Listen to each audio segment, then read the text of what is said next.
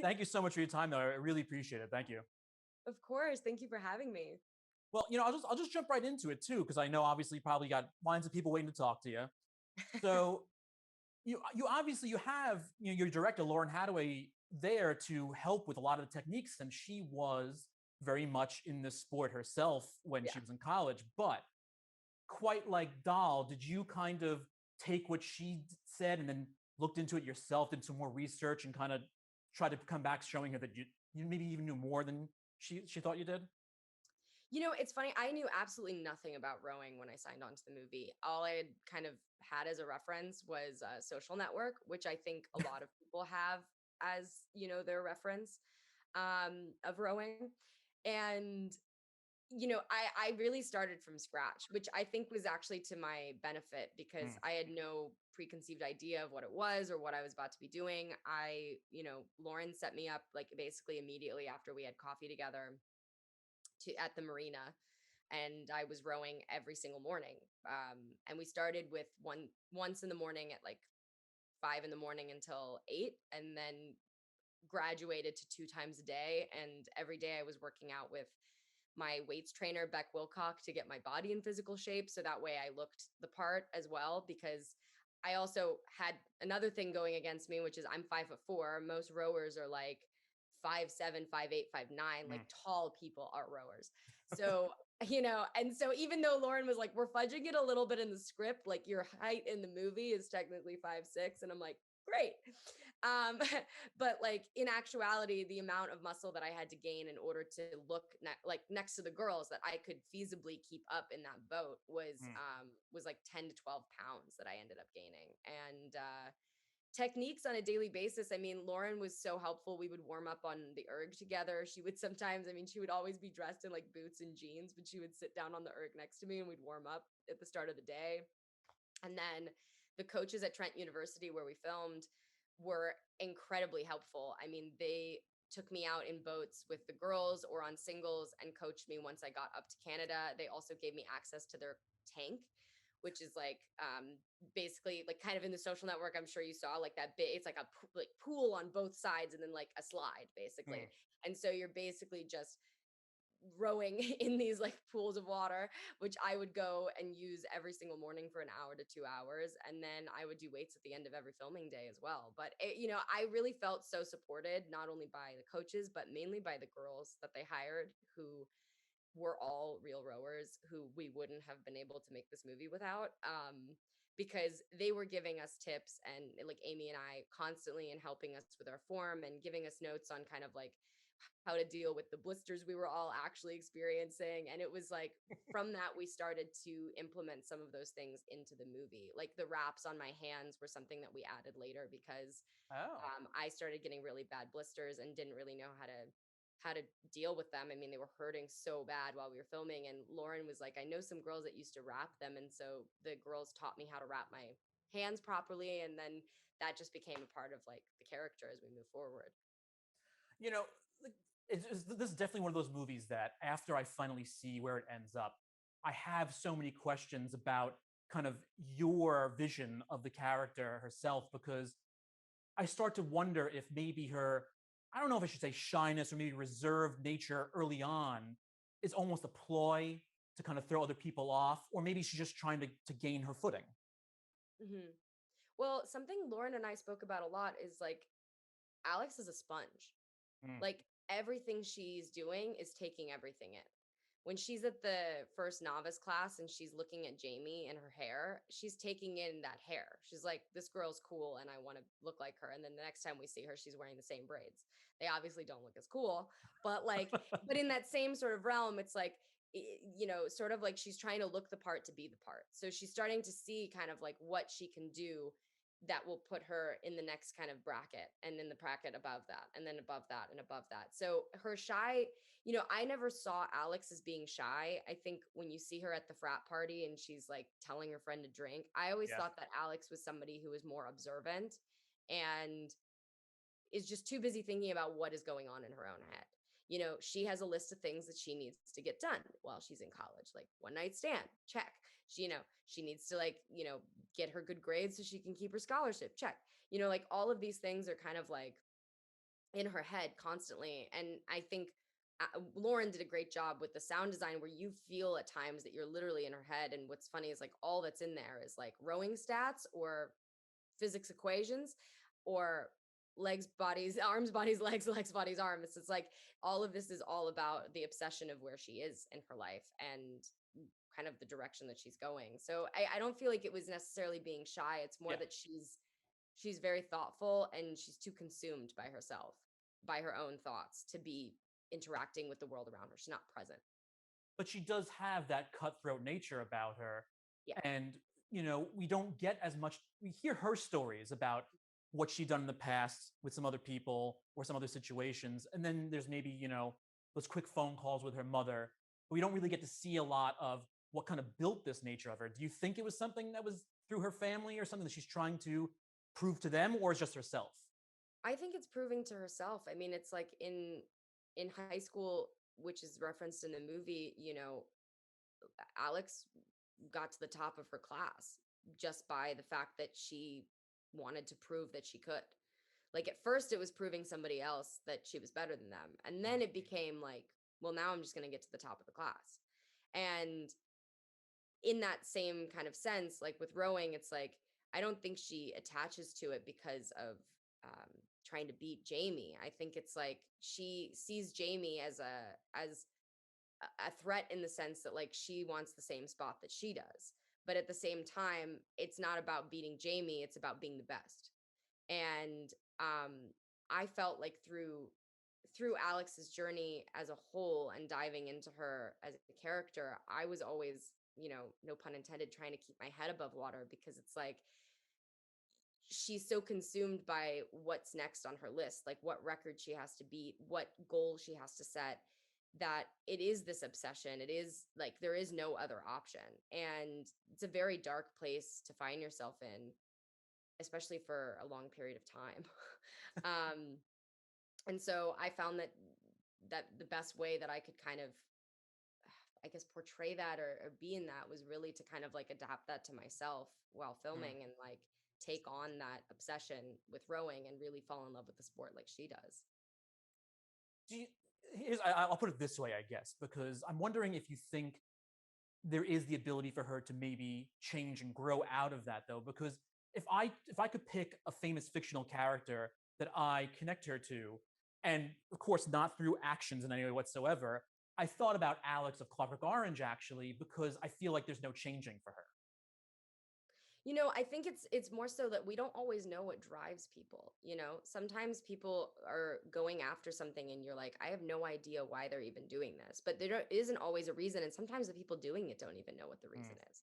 And something Lauren and I spoke about a lot was that if this movie were to continue, right, into the next iteration of her life, it would probably be a similar story of her trying to get to the top of whatever job she ends up getting. Yeah. And that in a sense, like the lesson that she learns in this movie is that, in high school she was 5150, she was forced to stop, and in this movie she chooses for herself that it's time for her to stop. So it's like, even though it's a little bit better than before, she still has this nature. This is something that is just a part of her, and I think that it's something that a lot of people have. I mean, I personally have similar sort of thing. I mean, I've been acting since I was 8, and there were times in my career where I took it so seriously, where I was so obsessed with like getting an Oscar by the time I was 16 that I literally wouldn't go to high school parties because I was like, I can't go Mm. because if somebody sees me drinking or somebody sees me having a good time, this could be a problem, because I was so constantly being peppered with this idea of like how child stars grow up and become these like horribly adjusted creatures, and it just kind of sat on me all the time. Even though that wasn't who I was, it was never going to be who I was. But I felt, kind of like Alex feels resentful of Jamie for the fact that she doesn't have to try so hard. Like she's just good at it. She's just athletic. And Lauren spoke about this a lot, like being on the bell curve, like if you're in the bell curve of average, the amount that you have to work to get to the extraordinary part is so much more. And that's where Alex finds herself. Mm. And like, I always felt like, you know, even if you have talent for something, you still have to push yourself. You still have to work your ass off.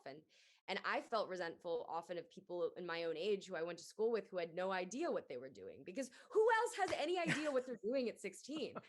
I don't know why. Like, to me now, looking back, I laugh at it and I'm like, why was I upset about that? Like, even now, sometimes I don't even know what I'm doing.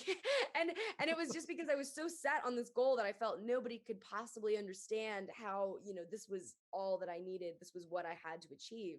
So I think that Alex learning a lesson from this movie is more so like her learning that this is time to stop. Like, that even if she beats the record, even if she wins that race, like it doesn't do anything. Like, that did it for her. She doesn't need to prove it to anybody Yeah. else. And I think that, like, when we are driven towards a goal as people, some people are very good at like flowing in their life. Like Danny's character, I feel like Delone, Danny in the movie, is so great at kind of flowing in her life, in that she's doing music and she's getting into the college of her choice, and like everything just kind of flows in her life. And Alex is like, you don't understand this because you've never had to work to like be above average, because I think Alex feels that she is less than by so many other standards, that Yeah. like this overcompensation comes from her being like, well, if I work the hardest, then I can't achieve it. And I do think to a certain extent that that is true. Like, the people that I see in even in this industry who like, in my mind, I feel like have really successful careers are the people who stuck around, who would show up every day and do a good job and would keep pushing and fighting and working their ass off. And then there are people who just like are talented and you're like, "Oh, all of a sudden everybody knows who this person is." Like, Yeah. what? I'm so confused. And so it really is kind of a play on like, Alex is this person who's like very resentful of those people who are just naturally talented, because she knows that in her life, everything that she's done has always had to come from a place of working herself literally to the brink of destruction. Well, thinking about that idea you were talking about, you're being a younger woman thinking to herself, oh, I can't be seen doing this because I have this idea of where my career wants to go. Was that also maybe a point where things change? Because, of course, so many people are going to connect you with Orphan no matter Yeah. what. So maybe there was a point that you didn't want to necessarily do that second film, which, of course, is now happening. So was that something in part of your mind as well? Like, maybe I shouldn't go back to that because I want to break away from it? No, no. I mean, I think you know, I was just speaking with somebody this morning about it, how every movie that you do, everyone looks at that last performance and that's what they consider you as. So Mm. when I did Orphan, like every movie I got offered was like creepy kid movies. And I so didn't want to do creepy kid movie, Yeah. because when I did Orphan, even though I was really young, I didn't see it as a creepy kid movie. It was like this psychological thriller where I played a 33-year-old woman who was pretending to be a kid. Like, the emotional stuff that I had to understand when I was a kid was way beyond my maturity level in so many ways, that I was like, everything else just seemed to make no sense. I'm like, why is she possessed? That makes no sense. You know, like, to me, there had to be something more, sort of thing. Um, and with the prequel, like, that came about actually just, I would say, they'd written the script, like, I would say 2-3 years ago. And then I had been speaking with our exec producer David Leslie Johnson, and we got coffee. And after that whole Dr. Phil story about that woman girl, I don't even know the end of that story, Yeah. honestly, but it went everywhere. I was like, you guys have to take the movie out and try and sell it now, because now people, I had text messages from every person I think I've ever met being like, oh my God, this is crazy. So it wasn't really a thought in my mind about what people's perception is.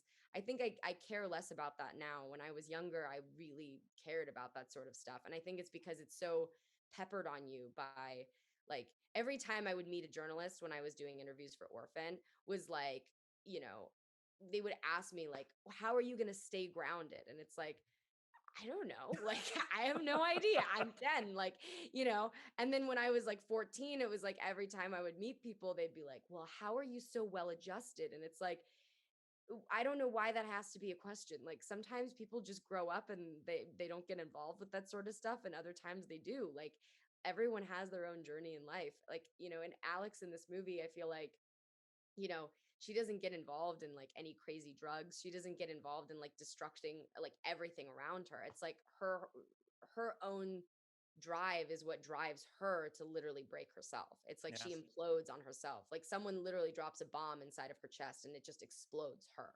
And I think that that's something that I personally can relate to, where it's like, And I think a lot of people can too if they realize it. I think most people are driven to do things by something deep inside themselves that they don't even recognize.